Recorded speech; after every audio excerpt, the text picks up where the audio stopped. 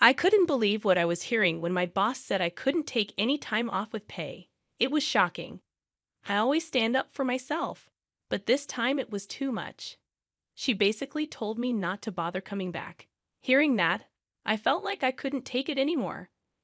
I asked if she was really sure about her decision, which surprised her. Her eyes got wide with surprise. It was disappointing. My name is Nancy, and I just turned 28. I've been working at Kando Corporation for 10 years, which makes me experienced even though I'm still young. My family isn't rich, but my parents took good care of me. I'm an only child, so I didn't get a lot of new things. Most of my clothes were hand-me-downs from cousins or neighbors. Getting new clothes was rare, but I was happy with what I had. I have lots of love from my neighbors and relatives. I have great memories of going on picnics with my parents on weekends. Even though I didn't have much growing up, I'm still close with my cousins, and we talk often. I had a lot of love around me as I grew up. In 12th grade, I was the student council president and had good grades. My teacher thought I should go to college, but I didn't want to. I wanted to work for the government. My parents wanted me to choose a different job, but I went ahead and became a government worker despite their advice. I wanted to help my parents with money as soon as I could. But then my dad got very sick and passed away before I could do much for him. So I started taking care of my mom instead. We lived together and kept busy with everyday life. Time went by quickly, and I learned a lot while working. After 5 years, I became well respected at my job and lived comfortably. I was in charge of training new people and sometimes did important tasks for my boss. Plus, I got good bonuses, which let me give my parents $600 every month. In my free time, I enjoyed going on trips with friends, coworkers, and my boyfriend. Then, our boss changed, and the new boss was a woman who happened to be the president's daughter. People said she didn't work hard because she relied on her dad's money. The president wanted her to learn some important lessons about life, so he gave her a big job. Only the president and I knew about his plan. Many people in the company didn't think she deserved the job because they thought she only got it because of her dad. The work atmosphere was getting more and more tense, and it was starting to feel suffocating. And then trouble found its way to me. It happened when I made a cup of hot coffee for the new boss. "What's this?" "Are you trying to make me mad?" "I made it just like you asked." She gave me an angry look and threw the hot coffee towards me. "Ow, why did you do that?" I couldn't dodge it, so I held my right arm, which got hit by the coffee, and stared back at her. "How is this what I asked for?" I said I wanted it warm with extra milk and sugar. I made it warm with 2 cups of milk and 2 scoops of sugar. It's too hot. Normally, it's 4 cups of milk and 3 scoops of sugar. She acted like her way was the only right way and forced her preferences on others. "I'm sorry. I'll make you another one right away. This is why I don't like people who only finished high school. My dad told me you're good at your job and everyone trusts you. I have a lot to learn. I only seem good because everyone here supports me." While she kept making snide comments, the pain in my burned arm got worse. I just wanted to leave and cool down my arm. I was excited to meet you after hearing my dad praise you. But what a letdown. I wonder how you impressed him. When she said those mean words, a coworker tried to help, but I signaled that I was okay, not wanting to draw her attention. Later, that coworker became her new target. Anyone she targeted before ended up feeling so stressed that they quit their jobs. Now it seems like she's targeting me. While I was thinking about what to do, she grabbed my burned arm and squeezed it tightly. "You're brave to ignore me, but don't think you'll get away with it." I winced in pain. After seeing my reaction, she let go of my arm and told me to make coffee again. I made an excuse and rushed to the kitchen to cool down my arm. It was awful. After work, I went to see a skin doctor and got some medicine, but my arm didn't fully heal and left a mark. So I dressed in a way that hid it, so others wouldn't worry. Since that day, she started bothering me even more. "What's wrong with this paper? It's full of mistakes. Take your job seriously." "What mistakes are there?" I asked, trying to figure out her mood. She threw the paper at me. There can't be any mistakes. I checked it. And it's annoying to be criticized with a red pen. I sighed at her childish behavior. Honestly, this paper needs to be fixed because it's not good enough. You came here without knowing much. Please admit the mistakes and learn. I tried teaching her like I did with other new workers, but her pride got in the way. Don't argue. Just do your job. I'm the boss, so I don't have to do this. And this is what the president wants. You're trying too hard to impress my dad, right? You came from a family without a dad, didn't you? I was surprised she brought up my family. Plus, we never talked about this before. You only have your mom now, right? Your dad worked hard in a poor family, got sick, and wasn't rewarded. Let's not talk about personal stuff at work. I just wanted to chat a bit. You're so boring. I couldn't hide my annoyance when she made fun of my parents. You're getting mad, huh? That's funny. My parents are amazing. You, who know nothing, can't say anything. She quickly replied when she heard my voice change. So, that's how you really are, huh? Is it okay to treat the president's daughter like this? Maybe I'll tell my dad how you've been treating me badly. Do as you please. Fix the test paper and hand it in today. I'm going to make sure you leave this place. As I walked away from her, she whispered something to me, but I ignored her and went back to my desk.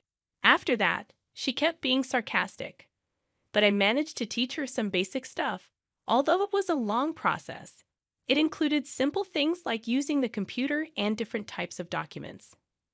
During my break, I sat on the rooftop bench, sipping coffee to relax my tired body and thinking about my future. Suddenly, my phone rang with an unknown number. Hello, is this Nancy? This is Savvy Hospital. Your mom was brought in urgently, and she's in critical condition. Can you come right away? My mind went blank, and I couldn't remember much after that. I left a note on her desk saying I was leaving early and rushed to the hospital in a taxi. At the hospital, I explained the situation, and a nurse took me to see my mom. Mom, this can't be happening. There she was, looking peaceful as she slept. The doctor said she had collapsed at work. When she got to the hospital, it was touch and go. My mom's heart wasn't strong since my dad passed away, and the stress might have affected her. I cried and hugged her tightly for a while. After bringing my mom home, I called the manager to ask for my first paid leave ever. I'm sorry for leaving early today. My mom just passed away. Can I take about a week off for the funeral and everything? Oh, that's why you left early when I wasn't here. It was an emergency with your mom. Her cold tone hurt, especially at such a sad time. I won't approve any paid leave for you. I couldn't believe it. In all the 10 years I've worked here, I've never taken a single day off with pay. Wait, what? I've done a lot for this company. Shouldn't I be allowed to take time off with pay to say goodbye to my mom? You always challenge me. You don't need to come back. When she said that, I couldn't take it anymore. Are you sure about that? I'll take you up on your offer. She kept talking, but I hung up without thinking twice. The funeral went well. I didn't just sit and cry. I kept busy with tasks and sent thank you notes to everyone who helped. It helped distract me for a while. She tried calling me many times, but I didn't answer. Later, the president called me, so I went to the office. After 2 weeks, I went straight to the president's office. On the way, 2 coworkers comforted me. Sorry, I need to see the president first. Their kindness made me feel a bit better. It's Nancy. Can I come in? I asked when I knocked on the door. They let me in right away. Hey, it's been a while. Heard you've been gone for 2 weeks. That's not like you. I'm sorry. Let me explain. I told him everything, not hiding how his daughter treated us. It must have been hard for him to hear negative things about his own daughter, but he listened to me. I'm sorry for my daughter's behavior. To be honest, my wife and I spoiled her, and this is the result. It's okay. I think my parents might have felt the same way as parents. The president smiled kindly at me. Nancy, you're really amazing. My daughter's behavior was my mistake. I've talked to the people who quit in the past 2 weeks. I can't apologize enough for that. This was the first time I'd seen the president look so troubled. Since you stopped coming to the department where my daughter works, things have been a mess. The other day, the whole team even protested together. Really? I didn't know it got that bad. So, what's your plan? The president looked sad for a moment, but then he returned to his usual self. I need your help. When I looked into his serious eyes, I decided to help. Okay, I'm happy to help. And that's when actions were taken against her. Hey, when are you coming back to work? The frustrated manager finally contacted me. But didn't you tell me not to come? Stop that. Everything's a mess here. Come to the office now.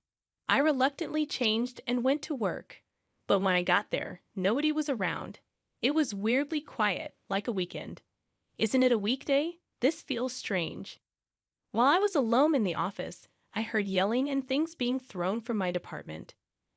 I cautiously went to see what was happening. What's happening? I asked when I saw her causing trouble. She quickly turned and grabbed me. It's all your fault. Since you stopped coming, everyone else did too. Now I can't reach anyone. How will you fix this? I don't understand. Please don't blame me, I said calmly. She let go of me and pushed me away. You're so annoying. Even my dad won't help me. What's going on? How long has it been since everyone stopped coming? Just half a day. I've been answering calls, which I never do, and I don't know what to do anymore. She looked tired and messy. Her hair was a mess, and her nail polish was chipped. She must have hung her jacket somewhere. There were angry phrases written on it. When I saw her, who always acted like she was in charge, looking so upset, I couldn't help but laugh. Serves you right. What'd you say? This is your fault. What did you think would happen? Nobody follows someone who just throws their power around without real skills. As I stood my ground, she came closer, getting red in the face. Say that again. Do you want to get kicked out of the company? Well, I'd like to stay if you leave. Then you're fired? I'll take over this company. That's too bad for you. She had a strange smile and looked proud. I just said, okay, thanks for everything, even if it was short.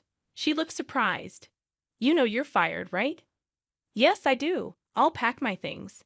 I walked carefully to my desk, avoiding the papers on the floor, and started packing. Wait, are you really quitting? Yes, why? I tilted my head. She seemed less confident now, almost desperate. Shouldn't you finish today's work at least? Her confidence was gone, and she looked worried. Did you know it's against the law to deny paid leave without a good reason? It's the law. She looked pale. She was clearly upset. But I kept going. We're all human. I understand we might not get along, but that doesn't mean you can treat people badly. You're not fit to be a manager. I wonder what your parents are like. Who do you think you are? Insulting my parents? You won't get away with this. Well, you insulted mine too, so you're not getting off easy either. She was angry but tried to act tough. We're nothing alike. You're terrible. You said the same about those who left. You treated them badly too. That's right. They made me feel worthless. So I made things hard for them. It felt good when they left. I sighed and looked down the hallway. She followed my gaze and muttered, Dad, why are you here? The president walked in and went straight to her father. There's been a misunderstanding. No need to explain. I have proof of what you did. No, they were jealous of my skills and set me up. I didn't do anything wrong. The president scolded her when she tried to explain herself. You fool! I hoped the capable workers would help you improve. But in the past few months under your leadership, our performance dropped and we lost money. But I made you a manager, so I trusted you, right? I hope you can do better this time. No. If I didn't promote you, you would have quit. The president's serious attitude made her nervous. I never considered letting you take over the company. This time, I'll move you to the countryside to help you learn from the basics. Please understand. You'll be checked regularly, and the people there are reliable. Get ready. She turned pale, lying down and crying and laughing at the same time. I cheerfully said, too bad, to her later that day. The next day, she left the company without anyone seeing her off. The employees, happy to have a day off given by the president, returned to work happily without her. The office became peaceful again, and everyone smiled.